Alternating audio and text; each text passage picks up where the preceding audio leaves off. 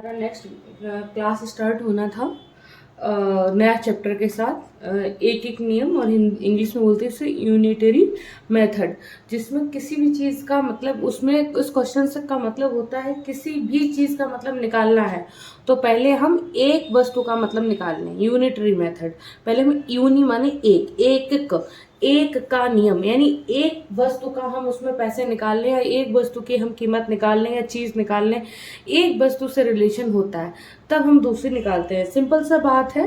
जैसे अगर कोई ये कहता है 5 बुक्स का प्राइस 250 है, तो 7 बुक्स का प्राइस कितना है, ये पूछ रहा है। 7 किताबों का मूल्य जो है 250 रुपए है, तो 7 किताबों का मूल्य कितना रुपए है, ये क्वेश्चन पूछा गया। बेसिक क्वेश्चन है, आपको पता है। तो यही इस क्वेश्चन से वो बस ये बताने की कोशिश कर रहा है कि आप 7 किताबों का मूल्य किस तरह निकालेंगे। आप 5 किताबों का मूल्य हमें पता है 250 रुपए,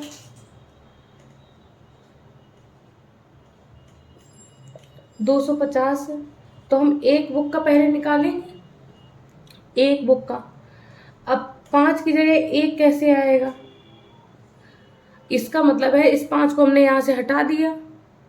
आपने 5 को हटाया, यहाँ पे 5 मल्टीप्लाई में तो था 5 बुक, जब हटाया यहां से और बराबर के उधर ले गए तो गुणा की चीज उधर बराबर के उधर जाएगी, बराबर के मल्टीप्लाई की बराबर के उधर जाएगी, डिवाइड में चली जाएगी। डिवाइड का मतलब होता है बटे, ठीक है, इसमें चली जाएगी। तो 250 बटे 5, यानी एक बुक है 50 रुपए की, तो 7 बुक उसने पूछा था आपसे, 7 बुक। अब एक बुक को 7 के बराबर कैसे बनाएंगे, इसमें 7 का मल्टीप्लाई कर दें। तो आप देखते हैं पहले मल्टीप्लाई था, फिर भाग किया, फिर मल्टीप्लाई है। तो यानी कि एक एक नियम या यूनिटरी मेथड से क्वेश्चन का मतलब ये होता है कि हर चीज में आप एक चीज का जरूर मतलब निकालेंगे, तब आप उसमें अगले का निकाल पाएंगे। ठीक है, तो इसी से रिलेटेड लगभग सारे बहुत सारे क्वेश्चंस आपको आते हैं पूछने को, और हम इसी से रिलेटेड कुछ क्वेश्चंस बताएंगे। इससे तो बहुत सारे क्वेश्चन बुक में दिए गए, लेकिन बहुत सारे नहीं बताएंगे, कुछ क्वेश्चंस बताएंगे क्योंकि ये लगभग सबको आता है, बस वो बता दें जो नीडेड है। नीडेड क्या क्या है इस पर बात करते हैं। जैसे ये है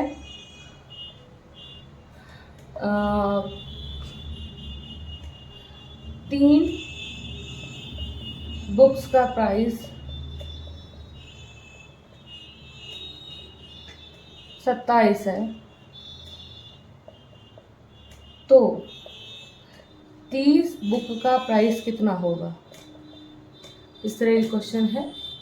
3 बुक का प्राइस 27 है, 30 बुक का क्या है। तो आपको पता है 3 बुक का प्राइस 27, तो एक बुक का कैसे निकालेंगे, आप कहो कि 3 उधर चला जाएगा, ये हमने आपको बताया। लेकिन आप दूसरी बात ये भी डायरेक्ट कर सकते हैं कि 3 बुक का प्राइस है 27, इसने 30 बुक पूछा, हमें केवल 3 की जगह 30 ही बुक तो बनाना है। अगर बन जाए हमारा 30, तो हम एक का क्यों निकालेंगे। हम आपको बता रहे हैं एग्जाम हॉल में हम कैसे करते हैं। इन 3 को हमें 30 ही तो बनाना है, 3 बुक का 27 है तो 30 बुक का कितना है। तो यहाँ 3 को जगह 30 बनाने के लिए हमें कितने का मल्टीप्लाई करना पड़ेगा, 10 का। कितने करना पड़ेगा, 10 का। तो दोनों तरफ हम 10 का मल्टीप्लाई कर देंगे। यहां करेंगे 30 बुक और यहाँ पे 270, या यहाँ डायरेक्ट कर सकते थे। 30 बुक कैसे होगा, यहाँ एक 0 लगा दें। 3 को 30 कैसे बनाया जा सकता है, यहाँ एक 0 लगा दें तो यहाँ पे भी एक 0 लग जाएगा, यही 270 हो जाता। आपको बात समझ में आ रही है। तो ये लगा यूनिटरी मेथड से ही है, लेकिन हमने आपको बताया नहीं कि हमने पहले एक का भी निकाला है, क्योंकि डायरेक्ट हमारा हो रहा था।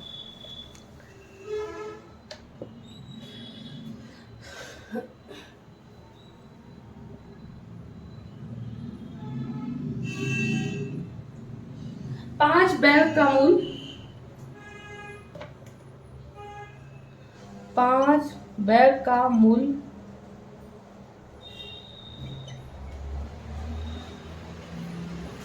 5 बैग का मूल्य 475 है, 475 रुपए है। तो 8 बैग का प्राइस बताओ। अब 5 बैग को हम 8 नहीं बना सकते, 5 की जगह हम 8 नहीं बना सकते, तो हमें क्या करना पड़ेगा, इस 5 को यहाँ से हटाना पड़ेगा। 5 हटेगा तो उधर आ जाएगा, तो एक बैग का हो जाएगा 475/8, 8 पंच 40, 7 75 हो गया, 8 ने 72, यहाँ पे 3 बचा, 8 3 बचा, 8 का भाग 3 हो जाएगा, नहीं 3 छोटा है, तो हम क्या लगाएंगे, यहाँ पे एक 0 लगाएंगे। 3 यहाँ पे 0 जब लगा देंगे तो यहाँ पे दशमलव लगाएंगे, आगे ऊपर दशमलव लग जाएगा। 30 हो गया, 8 चौको 32 हो जाएगा, 8 तिया 24 हो जाएगा, बचा 6। फिर 6 के आगे अगर हम 0 लगाएंगे तो भी नहीं कटेगा, यानी कि एक बुक का हम 1 दशमलव के 1 अंक तक रखते हैं। एक बैग का हम ये सब बातें आपको बता चुके हैं पिछले वीडियो में, कैसे हम दशमलव में बदलते हैं भिन्नों को। ये भिन्न है एक तरीके से जो दशमलव में बदली है। एक बैग का मूल हो गया 59.3, तो 8 बैग का, 1 की जगह हम 8 का मल्टीप्लाई कर देंगे, इनका मल्टीप्लाई कर देंगे, यही हमारा हो जाएगा 8 बैग का प्राइस। ठीक है, आप इन क्वेश्चन को मल्टीप्लिकेशन हम यहाँ नहीं बताएंगे क्योंकि पीछे वीडियो हम समय बता चुके हैं। आप पीछे से वीडियो देखिए, जब नहीं समझ में आए हमें यहाँ पे आके कमेंट करिए, चाहे उसी वीडियो में कमेंट करिए, हम समझ देखेंगे और आपको दोबारा बताएंगे। अगला क्वेश्चन है हमारा,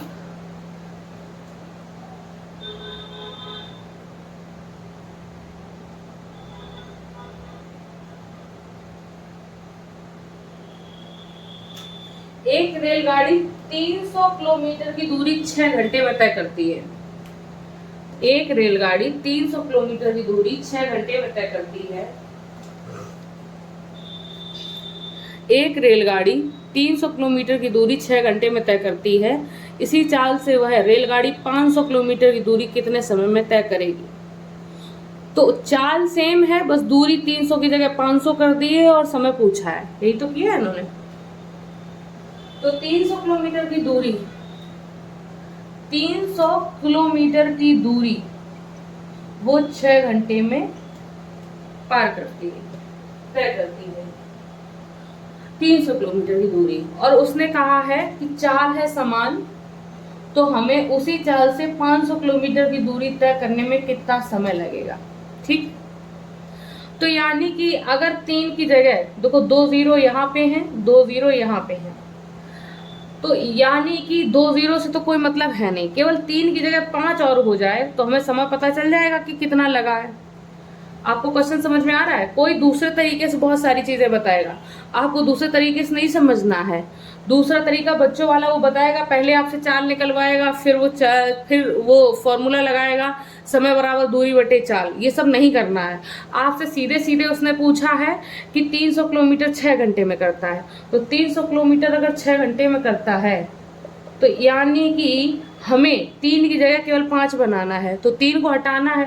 3 को हटाएंगे, इधर ये भाग में चला जाएगा, 6 को काटेगा ही तो आके, तो हमने डायरेक्ट काट दिया। ये 3 यहाँ आएगा तो इस 6 को काटेगा ही तो 2 बार, तो यहाँ 1 बचा। 3 एकम 3 एक बार में काटा। अब 100 को 5 कैसे बनाएंगे, 500, 5 का मल्टीप्लाई कर दे, तो 500 किलोमीटर की दूरी वो 10 घंटे में तय करेगा। कितनी देर में करेगा, 10 घंटे में तय करेगा। अब आपको बहुत सारे ऐसे ही क्वेश्चन हैं जो बहुत बेसिक हैं इस बुक से, लेकिन आपको ये सब करने हैं, तो हम आपको बता रहे हैं। ये सारे क्वेश्चंस आप करेंगे, कमेंट सेक्शन में इनके आंसर बताएंगे। एक परिवार में 15 किलोग्राम गेहूं 20 दिनों के लिए पर्याप्त है, उसी परिवार को 30 दिनों के लिए कितने गेहूं की आवश्यकता पड़ेगी। एक ट्यूबवेल से 3 हेक्टेयर खेत 36 घंटे में सींचा जाता है, उसी ट्यूबवेल से 12 हेक्टेयर खेत कितने घंटों में सींचा जाएगा। एक रजिस्टर पत्र भेजने में 115.5 रुपए लगते हैं, तो ऐसे ही 9 रजिस्टर्ड पत्र भेजने में कितने रुपए लगेंगे। राशन की दुकान पर 2 किलोग्राम चावल 34 रुपये मिलता है, 5 किलोग्राम चावल कितने रुपए मिलेगा। सही उत्तर पर निशान लगाइए, इनमें से कौन सा है। तो आपको ये 4-5 क्वेश्चन बताने हैं। हमें ये सारे क्वेश्चन इसलिए नहीं बताने क्योंकि हमें लगता लगता है हमने इतना तो आपको पढ़ाया है कि आपकी अंडरस्टैंडिंग मेंटेन कराई है हमने। तो ये क्वेश्चन सिर्फ अंडरस्टैंडिंग पे बेस्ड है, आपको बहुत कुछ नहीं करना है, बस प्रैक्टिस करने के लिए कॉपी पेन का यूज़ करिए और क्वेश्चन लगेंगे। बाकी देखने के लिए धन्यवाद। अगर आपको मेरा वीडियो अच्छे लगे तो लाइक शेयर एंड सब्सक्राइब करिए। अच्छे कमेंट से आप हमें अप्रिशिएट कर सकते हैं। धन्यवाद।